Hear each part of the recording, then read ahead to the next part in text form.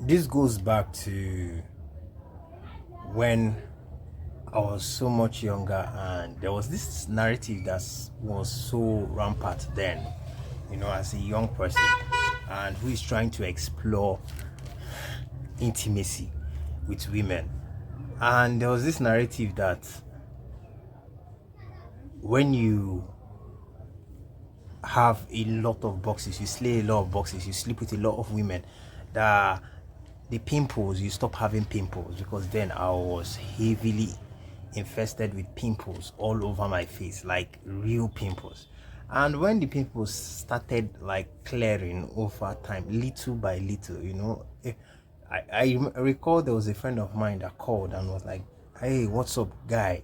Well, how did you get this pimple?" And I started yapping gibberish about God and blah blah blah blah blah, because then that was at the point I started my spiritual journey, because I was in uni. That was like I think 100 level or so. I was just entering uni, so that was when my spiritual journey started. So I was just yapping about God, and he was like, most people say it's when you have so much, a lot of intimacy to women, that's when the pimples will clear. And that narrative was so strong and powerful that a lot of people lost their V card, a lot of young boys, because I came out from a secondary school that was majorly just boys. You understand? It was not mixed. It was not like a boys and a girls boarding school. It was just purely just boys, and all boys throughout. So, and it was just like a narrative that was strong enough to make a lot of people lose their V card. So at the time, I think I was like 18, 19, or so at the time. So and after that, I stumbled on my spiritual journey and started that. I got obsessed, and at the end of the day,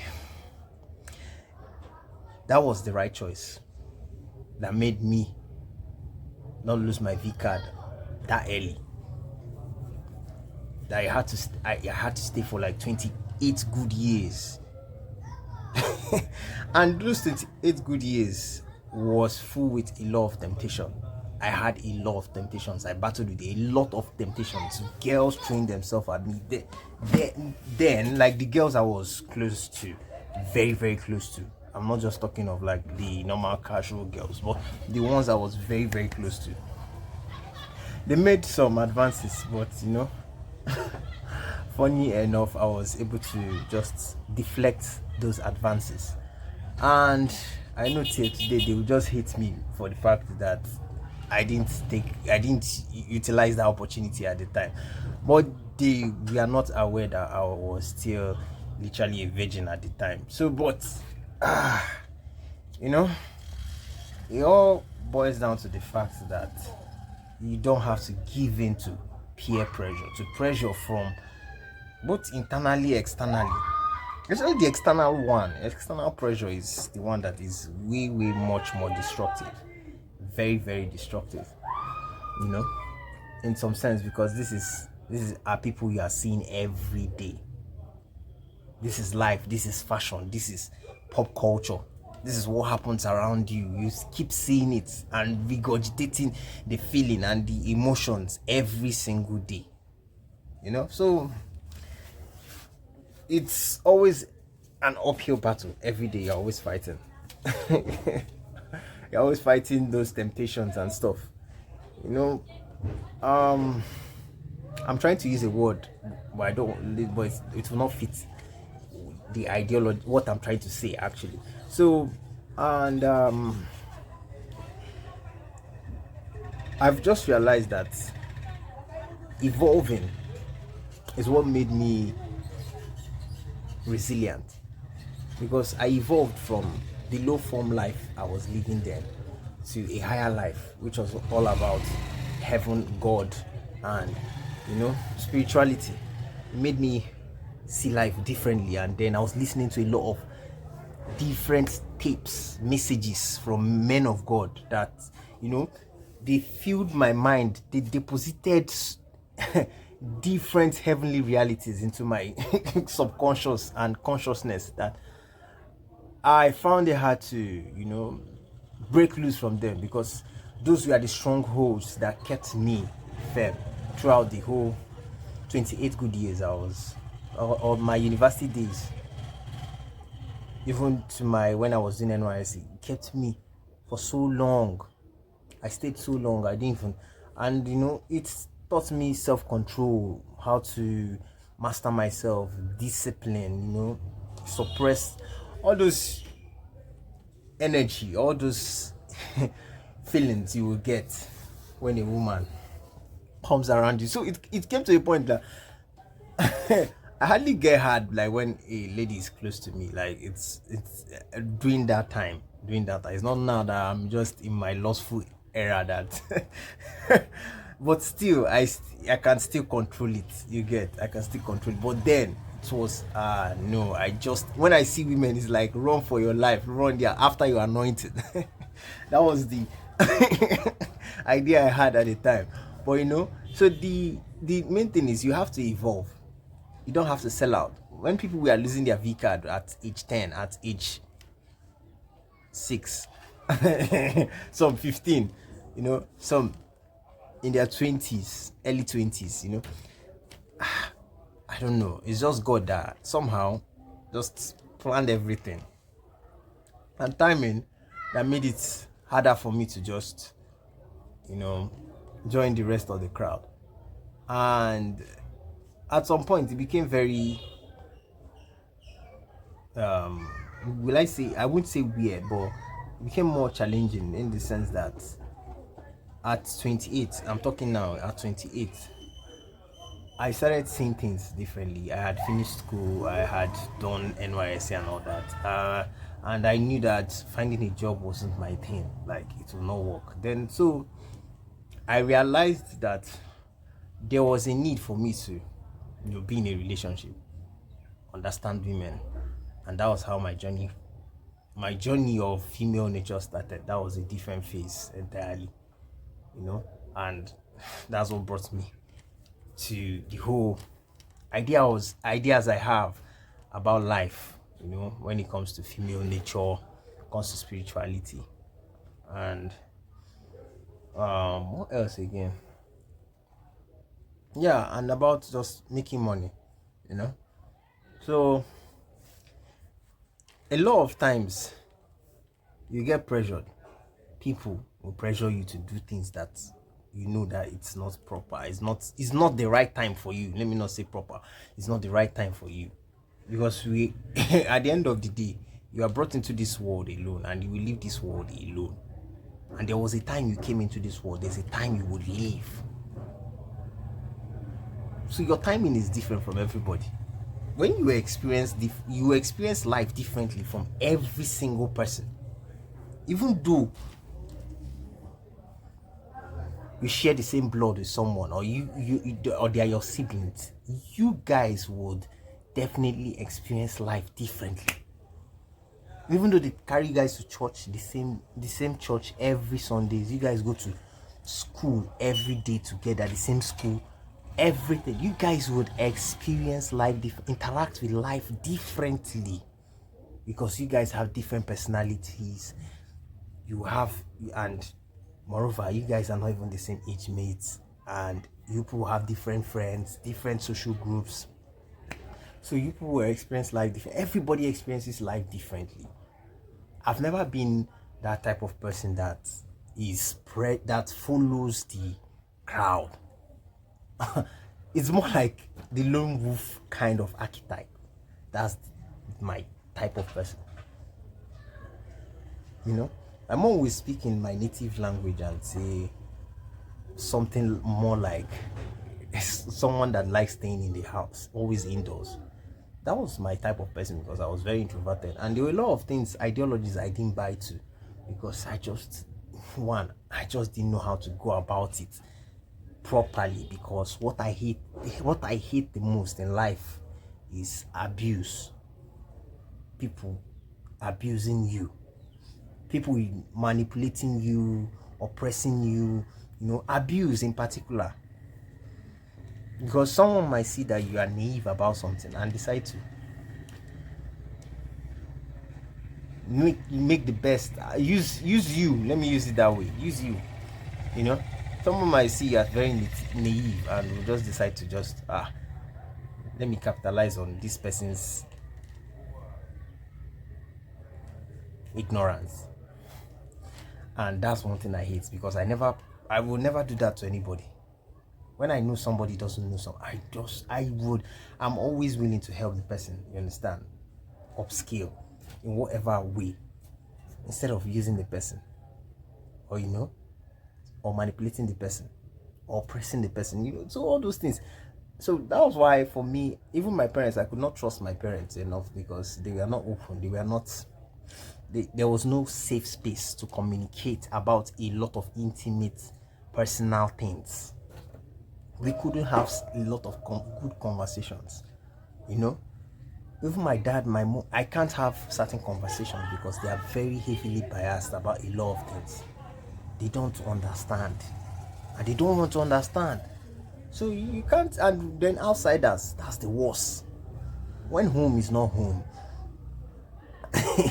some people rely on the outside world to become home, which is always a grievous mistake, because you cannot trust on a stranger like that. You can't heavily trust on a stranger, because you don't know if that person has your interest at heart. So these are the nuances I that made me, like, for me, I just didn't. I wasn't motivated to try a lot of things that other people were doing, But when I was 28 and I decided to do that, I did that by myself, Anyhow, I just did it. And at the end of the day, it's not like I enjoyed it. It was like the worst experience ever. But that one aside, that will be for another video.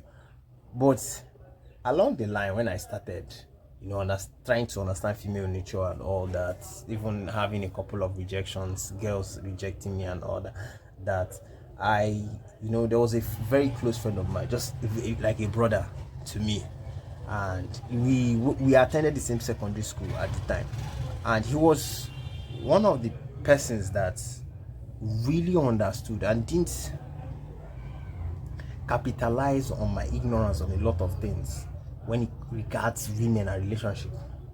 He didn't use it against me. He didn't even see it as an opportunity to, abuse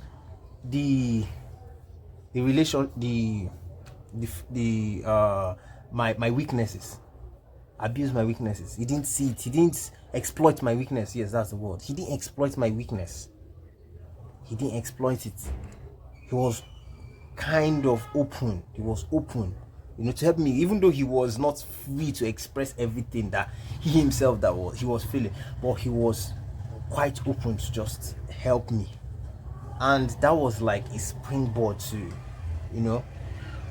my different escapades I had with women. And he was one of those propellers that made me see many things, experience a lot of things, go to the parties, had a lot of experiences with women and all that, and it blew my mind, and which made me, I still have a lot of respect for him.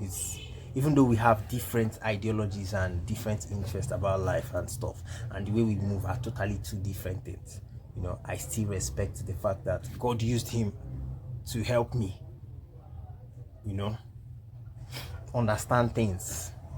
He was a guide, a big guide. So I've drifted away from the subject matter, but it's still the same thing. So the idea is that at the end of the day, don't sell out. If you want to do something, it should come from a place of understanding where you are.